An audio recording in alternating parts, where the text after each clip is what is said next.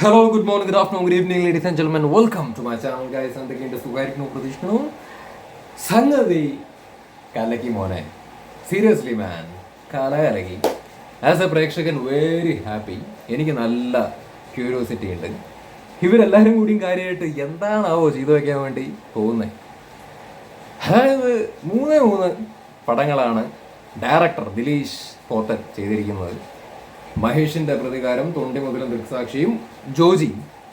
ഈ മൂന്ന് പടങ്ങളും ഗംഭീര പടങ്ങളാണ്. ആസ് എ പ്രേക്ഷകൻ എനിക്ക് ഭയങ്കരമായിട്ട് ഇഷ്ടപ്പെട്ട സിനിമകളാണ്. ഈ മൂന്ന് സിനിമകളിലും ഓരോ ക്യാരക്ടേഴ്സിനെയും പ്ലേസ് ചെയ്തിരിക്കുന്നത് വളരെ ഇൻട്രസ്റ്റിംഗ് ആയിട്ടാണ്. ഈ മഹേഷിൽ നിന്നും തൊണ്ടിയിൽ നിന്നും കുറച്ചും കൂടി വ്യത്യസ്തമാണ് ജോജി. അപ്പോൾ ദിലീഷ് പോത്തനെ കുറിച്ച് പറയുകയാണെങ്കിൽ ജോജി, അതായത് പുള്ളി ആസ് എ ഡയറക്ടർ ലാസ്റ്റ് ചെയ്ത പടം 2021 2021 ശേഷം വലിയ ബ്രേക്ക്. ഇത്രയും നാളുകൾക്ക് ശേഷമാണ് ഇതാ ഇപ്പോൾ ഒരു പടം മൂപ്പര് ഡയറക്റ്റ് ചെയ്യാൻ വേണ്ടി പോകുന്നത്. അതും കിഡിലൻ ടീം. സത്യം പറഞ്ഞു കഴിഞ്ഞാൽ ആ അനൗൺസ്മെന്റ്, ആ മൂവിയുടെ അനൗൺസ്മെന്റ് പരിപാടി വന്ന സമയത്ത് തന്നെ പ്രേക്ഷകർക്ക് എല്ലാവർക്കും ഒരു എക്സൈറ്റ്മെന്റും പ്രതീക്ഷയും വിശ്വാസമൊക്കെ തോന്നിയിട്ടുണ്ടാവുമെന്നാണ് ഞാൻ വിശ്വസിക്കുന്നത്. അങ്ങനെ വല്ലാത്ത പ്രതീക്ഷ തോന്നിയിട്ടുണ്ടെന്നുണ്ടെങ്കിൽ ഒരിക്കലും ആരെയും തെറ്റു പറയാൻ വേണ്ടി പറ്റില്ല. ബിക്കോസ് ആ ടീം തന്നെ വെരി സ്ട്രോങ്.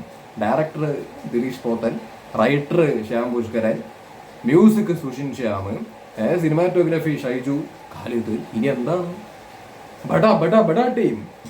ആൻഡ് ആരാണ് അതിൻ്റെ അകത്ത് main lead? The one and only Mohanlal, നമ്മുടെ ലാലേട്ടൻ. പോരെ ഹൈപ്പ് ധാരാളം. പാടമൊക്കെ എന്താ പറയുക, അവർ ഷൂട്ട് ചെയ്യട്ടെ, എല്ലാം കഴിഞ്ഞ് അത് ഒരു സൈഡിൽ കൂടെ നടക്കട്ടെ, തിയേറ്ററിൽ ഇറങ്ങട്ടെ, നമ്മൾ പോയിട്ട് കാണും, അതൊക്കെ അവിടെ ഇരിക്കട്ടെ. പക്ഷെ ഒരു അനൗൺസ്മെന്റ് വരുന്ന സമയത്ത് ഇത്രയും ഹൈപ്പും എക്സൈറ്റ്മെന്റും, ഈ അനൗൺസ്മെന്റിന്റെ ആ ഒരു സംഗതി കാണുമ്പോൾ നമുക്ക് തോന്നണം എന്നുണ്ടെങ്കിൽ അത്രയും വെയിറ്റ് ഉണ്ട്. Technicians and that technicians with the big M എന്നുള്ളതാണ്. മോനെ, ദ ഹൈപ്പ് ഈസ് റിയൽ. ഇപ്പൊ ബാലൻ എന്ന് പറഞ്ഞ സിനിമ ഇറങ്ങിയ സമയത്താണെങ്കിലും ആ പടത്തിന് ഹൈപ്പ് ഉണ്ടായിരുന്നു. എന്തുകൊണ്ടാ?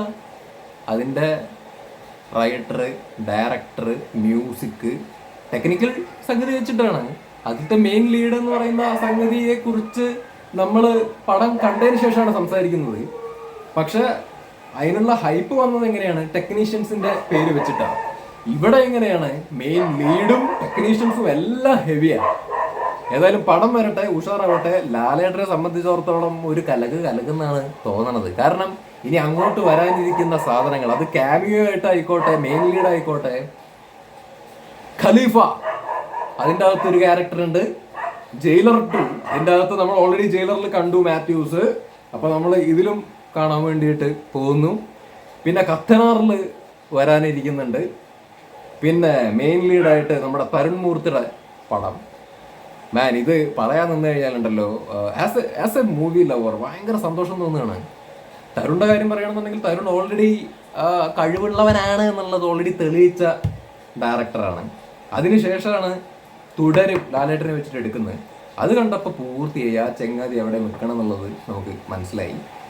ഓഡിയൻസിന്റെ പൾസ് അറിയുക, ഓഡിയൻസിന് വേണ്ടത് കൊടുക്കുക എന്ന് പറയുന്ന പരിപാടി ഉണ്ടല്ലോ. അതായത് ലാലേട്ടനെ എങ്ങനെ ഉപയോഗിക്കണം എന്നുള്ളത് അറിഞ്ഞിട്ടാണ് പണി വെച്ചത് തുടരും. അതുണ്ടാക്കിയ impact not small, big impact ആയിരുന്നു. തിയേറ്ററിലേക്ക് കുറേ കാലങ്ങളായിട്ട് പോവാത്ത ആളുകൾ വരെ തിയേറ്ററിലേക്ക് പോയിട്ട് ആ പടം കണ്ടു. കണ്ടവർ റിപ്പീറ്റായിട്ട് തിയേറ്ററിൽ പോയിട്ട് കണ്ടു. ഗംഭീര സാധനം. അപ്പൊ ആ തരുൺ മൂർത്തിയുടെ കൂടെ ഒരു പടം വരുന്നുണ്ട് ലാലേട്ടന്റെ. വീണ്ടും ആ പടത്തിനൊന്നും ഇനി പറഞ്ഞ് ഹൈപ്പ് കയറ്റേണ്ട കാര്യമൊന്നുമില്ല. ഓൾറെഡി ആ ഒരു തുടരത്തിന്റെ ഹൈപ്പ് ആ പടത്തിനുണ്ട്. ഇവർ ഒരുമിച്ച് ജോയിൻ ചെയ്യുന്നു എന്നുള്ള രീതിയിൽ പറയുന്ന സമയത്ത്. അപ്പൊ ഇതാണ് അവസ്ഥ. ഇപ്പതാ വീണ്ടും ദിലീഷ് പോത്തന്റെ ഡയറക്ടോറിയലിൽ ഇത്രയും കിടിലൻ ടെക്നീഷ്യൻസിന്റെ കൂടെ വരാൻ വേണ്ടി പോകുന്ന പടം ഇതാ അനൗൺസ് ചെയ്തിരിക്കുന്നു. ഇതിൽ കൂടുതൽ ഇനി എന്താണ് വേണ്ടത്? എന്തായാലും കലക്കട്ടെ, കൂടുതൽ പറയുന്നില്ല. എനിക്ക് ജസ്റ്റ് ഞാൻ സത്യത്തിൽ സർപ്രൈസ്ഡ് ആയിരുന്നു. ഞാൻ പെട്ടെന്ന് ഈ ഒരു അനൗൺസ്മെന്റിന്റെ സംഗതി കണ്ട സമയത്ത് ഞാൻ സത്യത്തിൽ ആദ്യം ഒന്ന് ഞെട്ടി. പിന്നെ ഒന്ന് നോക്കിയ സമയത്ത്, ഇതിന്റെ ടെക്നിക്കൽ ആൾക്കാരെ നോക്കിയ സമയത്ത് എക്സൈറ്റഡ് ആയി. മൊത്തത്തിൽ നമുക്ക് തോട്ട് പോലും Lalettan is going to do a movie with these youngsters. Talented youngsters എന്ന് പറയുന്ന സമയത്ത് that excitement and that feel is different. അപ്പോൾ ഇത്രയേ ഉള്ളൂ. ഏതായാലും പടം വരട്ടെ. കൂടുതൽ ഇനി ഡയലോഗ് അടിച്ചിട്ട് കൊളാക്കുന്നില്ല. ലാലേട്ടൻ ഞാൻ പലപ്പോഴും ചിന്തിക്കാറുള്ള കാര്യമാണ്. ഇപ്പോൾ ലാലേട്ടൻ ആയിക്കോട്ടെ, മമ്മൂക്ക ആയിക്കോട്ടെ, ഞാൻ കൂടുതൽ സന്തോഷിക്കുന്നത് ഇവരൊക്കെ കിട്ടിലൻ ടെക്നീഷ്യൻസിൻ്റെ കൂടെ വർക്ക് ചെയ്യാൻ വേണ്ടി പോകുന്നു എന്നുള്ളൊരു അത് ചിന്തിക്കുമ്പോഴാണ്. അല്ലെങ്കിൽ അങ്ങനെ അവർ ചെയ്യുന്നത് കാണാനാണ് ഞാൻ ആഗ്രഹിക്കുന്നത്. ബിക്കോസ് ആ ഒരു പുതിയ ടെക്നീഷ്യൻസ് എന്ന് ഞാൻ ഉദ്ദേശിക്കുന്ന ഓൾറെഡി കഴിവ് തെളിയിച്ചിട്ടുള്ള ഈ ടെക്നീഷ്യൻസ്, ഓക്കെ, അവർക്ക് പുതിയതായിട്ട് എന്തെങ്കിലും നമ്മുടെ മുമ്പിലേക്ക് തരാനുണ്ടാവും എന്നുള്ളതാണ്. അവര് ഈ ബിഗ് എംസിനെ എങ്ങനെ യൂട്ടിലൈസ് ചെയ്യും എന്നുള്ളത് കാണാനുള്ള ഒരു ക്യൂരിയോസിറ്റി ഒബ്വിയസ്ലി ഫാൻസിനും ന്യൂട്രൽ ഓഡിയൻസിനും എല്ലാം ഉണ്ടാവില്ലേ. അപ്പോൾ ആ ഒരു ഇതാണ്. ഏതായാലും പടം വരട്ടെ. പടത്തിന് വേണ്ടിയിട്ട് വളരെ ആത്മാർത്ഥമായിട്ട് കാത്തിരിക്കുന്നു. കലക്കട്ടെ. പിന്നെ ഒരു കാര്യം കൂടി, ഈ ദിലീഷ് പോത്തൻ പടത്തിൽ എന്തായാലും ലാലേട്ടന് വേണ്ടി എഴുതിയ പരിപാടിയാണെന്ന് ഞാൻ വിശ്വസിക്കുന്നില്ല, അല്ലെങ്കിൽ അങ്ങനെ ഞാൻ പ്രതീക്ഷിക്കുന്നില്ല. അവര് എഴുതിയ സാധനത്തിന് ബെസ്റ്റ് ലാലേട്ടനാണ് എന്ന് തോന്നിയിട്ട് പ്രസന്റ് ചെയ്യാൻ വേണ്ടി പോകുന്ന പടമായിരിക്കും ഇത് എന്ന് പ്രതീക്ഷിക്കുന്നു. എന്ന് പറയുന്നതിനെക്കാട്ടിലും കൂടുതൽ ഞാൻ അങ്ങനെ കാണാൻ താല്പര്യപ്പെടുന്നു എന്നാണ് പറയാൻ ആഗ്രഹിക്കുന്നത്. കാരണം അങ്ങനെയുള്ള രീതിയിലാണ് വരണമെന്നുണ്ടെന്നുണ്ടെങ്കിൽ നമുക്ക് പുതിയതായിട്ട് എന്തെങ്കിലും കാണാൻ വേണ്ടിയിട്ട് പറ്റും, അല്ലെങ്കിൽ നമ്മളെ എക്സൈറ്റ് ചെയ്യിക്കുന്ന എന്തെങ്കിലും അതിൻ്റെ അകത്ത് ഉണ്ടാവും. ഇനി അഥവാ ലാലേട്ടന് വേണ്ടി എഴുതിയ സംഗതിയാണെങ്കിലും നോ ഇഷ്യൂസ്. പ്രേക്ഷകന്റെ പൾസ് മനസ്സിലാക്കി, അല്ലെങ്കിൽ ലാലേട്ടനെ കൃത്യമായിട്ട് അയാളുടെ പൊട്ടൻഷ്യൽ മനസ്സിലാക്കിയിട്ട് എഴുതി വെച്ച് അയാളെ പ്രസന്റ് ചെയ്യാൻ വേണ്ടി പറ്റുകയാണെന്നുണ്ടെന്നുണ്ടെങ്കിൽ പൊളിക്കും. ഇപ്പം തരുൺ മൂർത്തി തുടരത്തിൻ്റെ കേസിലൊക്കെ അതല്ലേ ചെയ്തത്. അതായത് എന്താണ്, ഓഡിയൻസിൻ്റെ പൾസ് മനസ്സിലാക്കി, ലാലേട്ടൻ്റെ പൊട്ടൻഷ്യൽ മനസ്സിലാക്കി കൃത്യമായിട്ട് അങ്ങേരെ പ്രസന്റ് ചെയ്യുകയാണ് ആക്ച്വലി ചെയ്തത്. സോ ഇവിടെയും ഞാൻ അങ്ങനെയൊക്കെയാണ് ആഗ്രഹിക്കുന്നത്. പ്രതീക്ഷ എന്ന് പറയുന്നില്ല, ആഗ്രഹിക്കുന്നത് എഴുതി വെച്ച സാധനം ലാലേട്ടന് സ്യൂട്ടാവും എന്നുള്ളത് മനസ്സിലാക്കി കൊടുക്കുകയാണെങ്കിൽ വളരെ സന്തോഷം.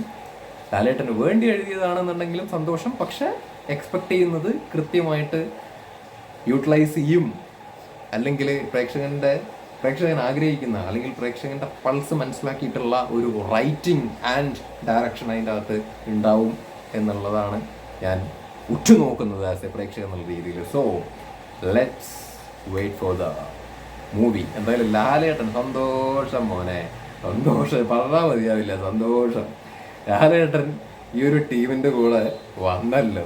ആഗ്രഹിച്ചത് കുറേ നാളുകളായിട്ട് ആഗ്രഹിക്കുന്ന ഒരു സംഗതിയാണ്. അറ്റ്ലീസ്റ്റ് പുള്ളി ഈ എന്താണ് പുതിയ ഡയറക്ടേഴ്സ്, അല്ലെങ്കിൽ ഈ ടീം ഒരു പുതിയ ടീമിൻ്റെ കൂടെ മുമ്പേ ചേർന്ന് നിന്നുകൊണ്ട് പടം ചെയ്യണം എന്നുള്ളത് പലപ്പോഴും ആഗ്രഹിച്ചിട്ടുള്ള കാര്യമാണ്. അത് നടക്കാൻ വേണ്ടിയിട്ട് പോകുന്നു.